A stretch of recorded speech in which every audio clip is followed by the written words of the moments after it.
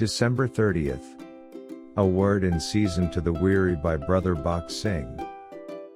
God comforteth us in all our tribulation, that we may be able to comfort them which are in any trouble. 2 Corinthians chapter 1 verses 3 and 4. Reuben means Jehovah seeth, or the Lord hath looked upon my affliction. Genesis chapter 29 verse 32. Whatever your trouble may be, believe from your heart that the Lord has seen all your affliction, sufferings, poverty and trials. Do not seek human sympathy. The Lord alone knows how to comfort you in your sorrow and help you in your difficulties. All you have to do is to let God see your afflictions. Paul suffered extreme sufferings, 2 Corinthians chapter 1 verses 3 to 10. He had none to comfort him. He was pressed beyond measure.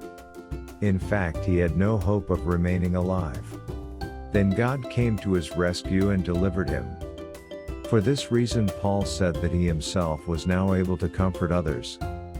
God allowed such afflictions in his life so that he might know how to help others in distress. Perhaps, troubles have come upon you and you have murmured against God and said, "Lord, I have done nothing wrong against you. Why have you allowed such afflictions in my life?"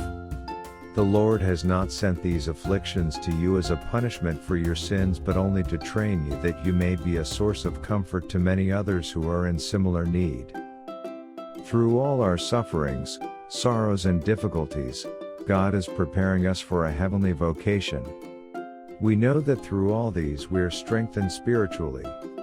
For example, on high mountains strong and tall trees grow because of the strong wind.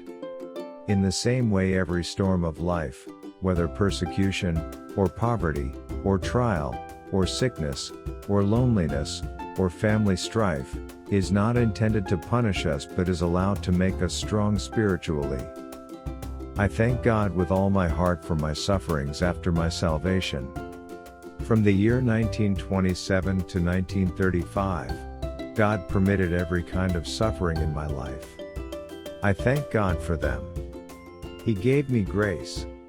I do not know of any time when I murmured. I believe that it was God's plan for me. In those days He taught me many spiritual lessons and He became real and precious to me. We will never learn these things by reading books or going to any college. Remember that the Lord has seen your affliction. You will be comforted and brought very near to the heart of God, so much so that you will be able to serve others by comforting them.